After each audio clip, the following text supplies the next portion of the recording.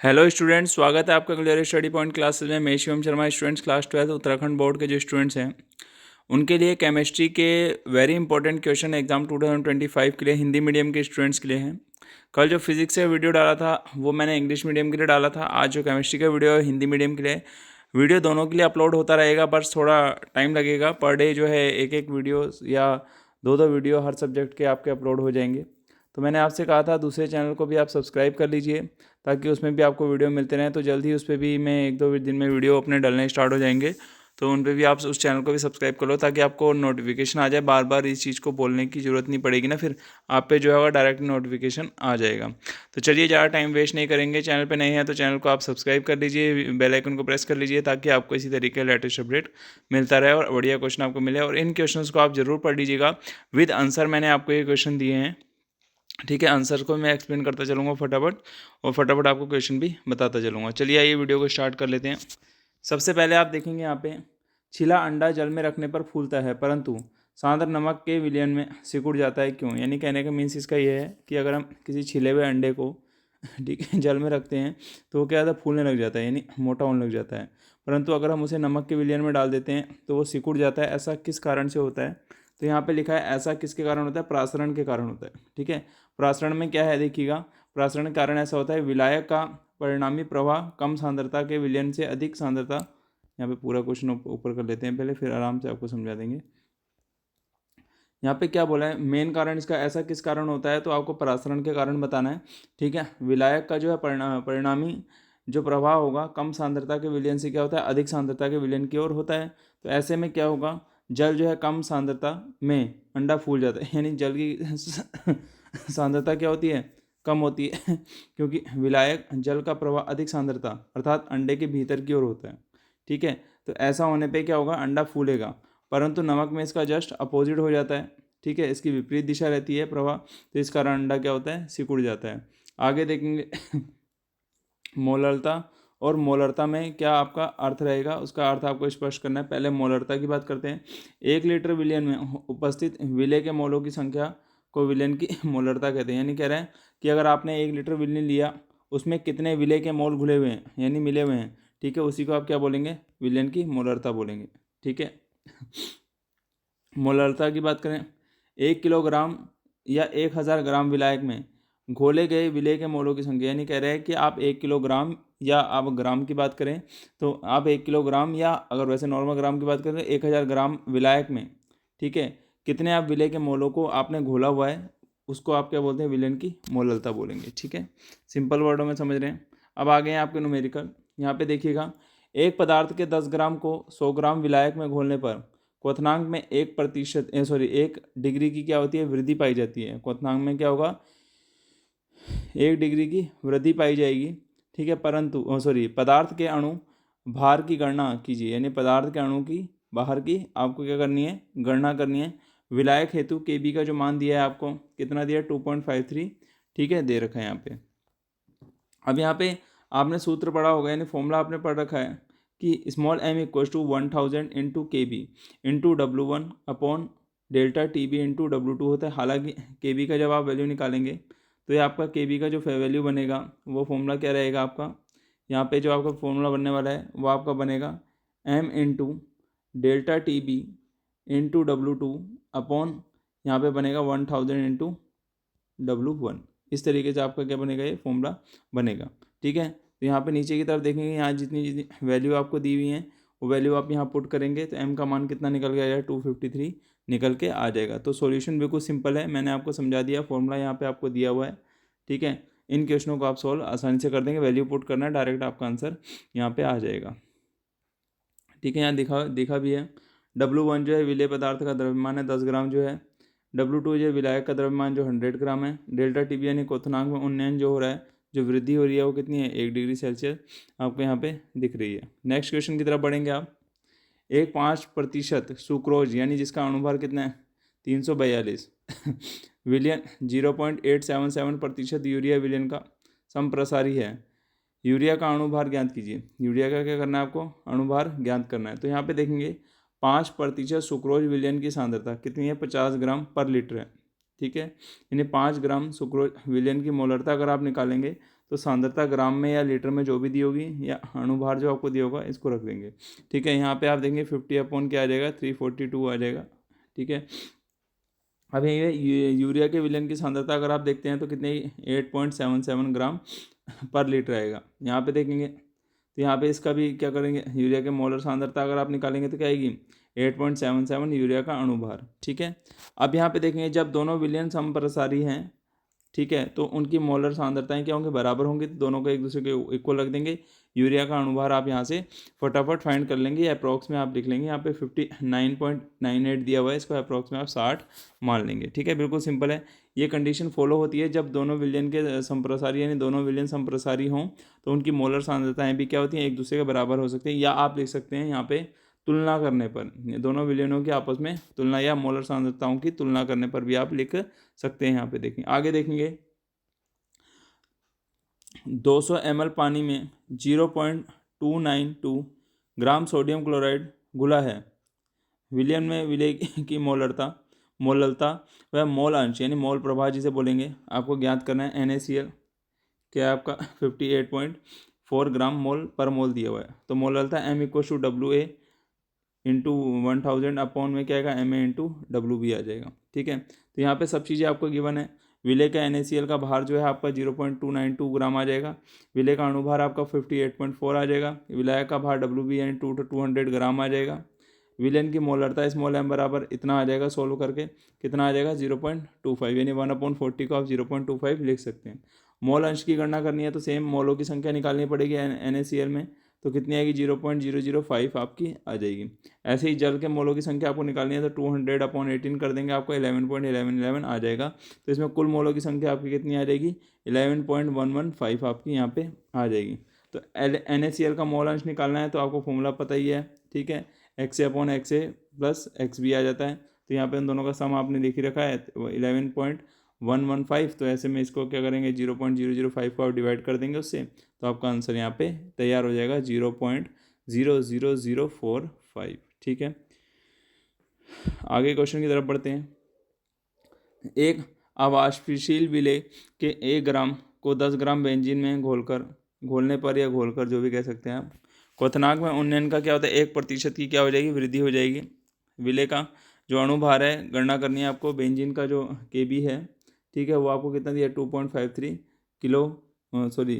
Calorie kilogram, sorry यहाँ पे देखेंगे आप क्या दिया, हाँ kg पर मोल दिया है। ठीक है, आप यहाँ देखेंगे आगे, तो जब इसको सॉल्व करेंगे क्वथनांक उन्नयन एवं विलेय के अणुभार के मध्य संबंध आपको इस प्रकार है, क्या दिया M=1000 Kb/WA upon delta TB, जो पिछले फॉर्मूले में प्रूफ किया था, सेम एज इट इज़ वही क्वेश्चन है। 253 इसका आंसर आ जाएगा। यहाँ पे देखेंगे राउल्ट का नियम क्या है। राउल्ट का नियम क्या कहता है, इसकी 2 सीमाएं आपने लिखनी है। यदि किसी विलायक में कोई अवाष्पशील विलेय मिला दिया जाए, यानी कहने का मतलब है अगर कोई आप एक विलायक ले रहे हैं और उसमें क्या करें कोई अवाष्पशील विलेय आप मिला देते हैं, तो ऐसा करने पर उसके वाष्प दाब में क्या आ जाती है कमी आ जाएगी, यानी अवनमन हो जाता है। तो राउल्ट के इस नियम के लिए इसके लिए एक नियम बनाया है जिसको हम क्या बोलते हैं, राउल्ट का नियम बोलते हैं। राउल्ट के नियम अनुसार क्या होता है, एक निश्चित ताप पर अवाष्पशील विलेय युक्त विलयन के वाष्प दाब में आपेक्षिक अवनमन विलेय की मोल भिन्न भिन्न बराबर होता है। ठीक है, यानी कहने का मतलब है कि एक निश्चित ताप पर अगर आप अवाष्पशील विलेय युक्त विलयन के वाष्प दाब में आपेक्षिक अवनमन विलेय की जो उसमें चेंजेस आपको देखने को मिलेगा, वाष्प दाब जो कम होगा उनमें चेंजेस देखने को मिलता है, वो क्या होगा विलेय की मोल भिन्न के क्या होगा बराबर होगा। कहने का मीन्स इसका ये है कि P0A minus PS upon P0A equal to XB। आप इसे P0A या P0A भी बोल सकते हैं। ठीक है, सांद्रण वैसे बोला जाता है इसको। ठीक है, तो यहाँ पे देखेंगे PA0 शुद्ध विलायक का वाष्प दाब यानी वाष्प दाब है ना, यहाँ पे आप देखेंगे P0 आपका क्या है, यहाँ पे वाष्प दाब है। ठीक है, PA जो होगा शुद्ध विलायक का होगा, PS क्या है विलयन का वाष्प दाब है यहाँ पे, और XB क्या है विलेय के मोल भिन्न है। ठीक है, अब इसके राउल्ट के नियम की 2 वो क्या है सीमाएं क्या है ये देखेंगे आप।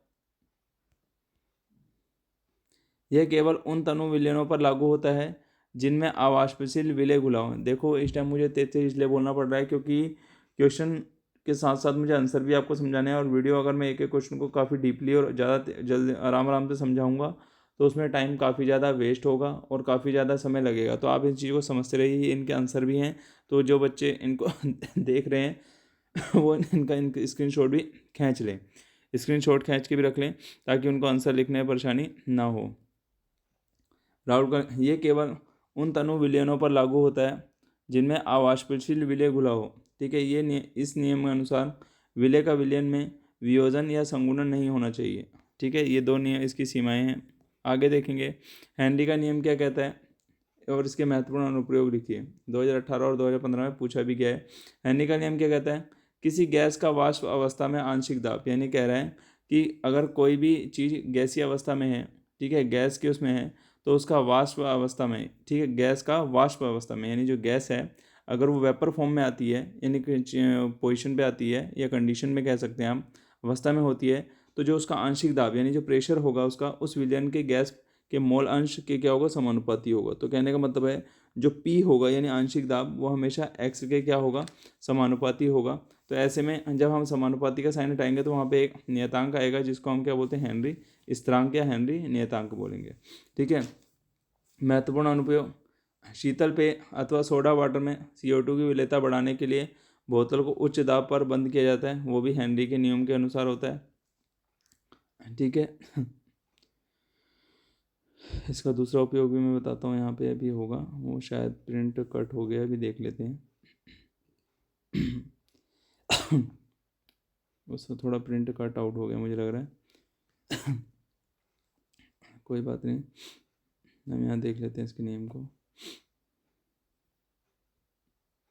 यहाँ पे देखेंगे बेंजीन में एक यौगिक के x मोललता के विलयन में यौगिक की मोल प्रभाव 0.2 है, x का मान निकालेंगे। तो मोल प्रभाव निकालने के लिए आपको यहाँ सूत्र देख रहे होंगे कि मोललता बट्टे मोललता प्लस 1000 अपॉन विलायक का मोलर द्रव्यमान। तो 0.2 equal to X upon X plus 1000 अपॉन 78, ये आपको यहाँ दिया हुआ है। तो इसको जब आप सोल्व आउट करेंगे यहाँ पे तो आपका आंसर क्या है, 3.2 आपका आंसर आ जाएगा। ठीक है, यदि 22 ग्राम बेंजीन 122 ग्राम CCl4 में घोली जाती है तो बेंजीन अथवा CCl4 के द्रव्यमान का प्रतिशत की गणना कीजिए। मिश्रण का कुल द्रव्यमान 22 प्लस 122 टोटल कितना हो जाएगा, 144 ग्राम हो जाएगा। ठीक है, यहाँ पे C6H6 को अगर आप देखेंगे तो C6H6 का द्रव्यमान अपॉन मिश्रण का द्रव्यमान, C6H6 का जो द्रव्यमान है 22 है, और यहाँ पे जो है टोटल द्रव्यमान मिश्रण का कितना आ जाएगा, 144, गुणा किससे करेंगे, 100 से। ठीक है, तो टोटल परसेंटेज 15.28% आपका आ जाएगा। ठीक है, यहाँ पे CCl का द्रव्यमान 122 है और टोटल द्रव्यमान मिश्रण का आप देख लेंगे तो 144 डिवाइड करेंगे 84.74 आपका यहाँ पे आ जाएगा। नेक्स्ट क्वेश्चन देखेंगे, गहरे समुद्र में गोताखोरों द्वारा ले जाने वाली ऑक्सीजन सिलेंडर में क्या होता है। गहरे समुद्र में गोताखोर द्वारा ली जाने वाली ऑक्सीजन सिलेंडरों में 11.7% हीलियम होती है, 56.2% नाइट्रोजन होती है और 31.2% आपकी ऑक्सीजन होती है। ठीक है, अब देखेंगे मृदु पेय पदार्थ की ठंडी बोतल खोलने पर तेजी से झाग निकलते हैं, ऐसा क्यों। मृदु पेय पदार्थों के बोतल में CO2 गैस उच्च दाब में विलय होती है यानी भरी रहती है। बोतल खोलने पर दाब में एकदम से क्या आती है, कमी आती है, तो घुली हुई CO2 गैस बुलबुलों के साथ क्या आती है, बाहर की तरफ निकलती है। ये इसका एग्जैक्ट आंसर रहेगा। आगे देखेंगे 45 ग्राम एथिलीन ग्लाइकोल C2H6O2 को 600 ग्राम जल में मिलाया जाता है। विलयन में हिमांक अवनमन और हिमांक का गणना आपको करनी है। तो सेम वही फॉर्मूला यहाँ पे लगेगा, वैल्यू आप देख लीजिए यहाँ पे लिखी है। ठीक है, पहले B था, अब क्या आ जाएगा, F आ जाएगा। ठीक है, सेम फॉर्मूला है, कोई कंडीशन चेंज नहीं है, वैल्यू पुट करना, आपका आंसर यहाँ पे निकल के आ जाएगा। ठीक है, आगे देखिएगा, यहाँ पे क्वेश्चन है आपका यूरिया का 10%, ठीक है, विलयन एक अज्ञात विलय में 5% विलयन के संप्रसारी है, ज्ञात अज्ञात विलय का मोलर द्रव्यमान। देखो अभी पहले ही बताया संप्रसारी होगा, दोनों एक दूसरे क्या होंगे, बराबर होंगे। यहाँ पे कंपेयर कर दीजिएगा, देखिए W1/M1V1 equal to W2 equal to M2V2। ठीक है, यहाँ वैल्यू जब आप रखेंगे, ठीक है, सॉल्व आउट करेंगे तो आपका आंसर यहाँ पे आ जाएगा। ठीक है, आंसर आप यहाँ पे निकाल लीजिएगा। M2 का वैल्यू आ गया, यहाँ का आपका आ गया 30 ग्राम मोल इनवर्स। देखिएगा जलीय प्रजातियाँ ठंडे पानी में अधिक आराम से रहती हैं गर्म पानी की अपेक्षा, समझाइए। ठंडे जल में घुली हुई ऑक्सीजन की मात्रा गर्म जल की अपेक्षा अधिक होती है, ठीक है, क्योंकि ताप बढ़ने पर जल में गैस की घुलनशीलता घटती है, इसलिए ठंडे जल में जलीय प्रजातियों को उचित मात्रा में ऑक्सीजन मिलती है, इसलिए वो ठंडे जल में क्या करती हैं, आराम से रह सकती हैं। नेक्स्ट क्वेश्चन की तरफ बढ़ेंगे। साधारण ताप पर रखी प्याज को काटने की अपेक्षा रेफ्रिजरेटर से निकालकर प्याज काटना अधिक आरामदायक होता है, ऐसा क्यों? कम ताप होने से प्याज से निकलने वाला जो रस होगा, आंसू लाने वाले जो पदार्थ की वाष्प होती है वो क्या होती है, कम बनती है, ठीक है, अतः ठंडे प्याज को काटना आरामदायक होता है, ठीक है। तो ये थे आज के इंपॉर्टेंट क्वेश्चन आपके केमिस्ट्री के लिए, अलग अलग उससे हैं आपके स्टार्टिंग चैप्टर वाइज में क्वेश्चन ला रहा हूँ, इन क्वेश्चनों को आप जरूर करिएगा, ठीक है, जिससे आपको क्या हो, पेपर में कोई भी दिक्कत परेशानी ना आए। तो मिलते हैं नेक्स्ट वीडियो के साथ, नेक्स्ट अपडेट्स के साथ। Thank you.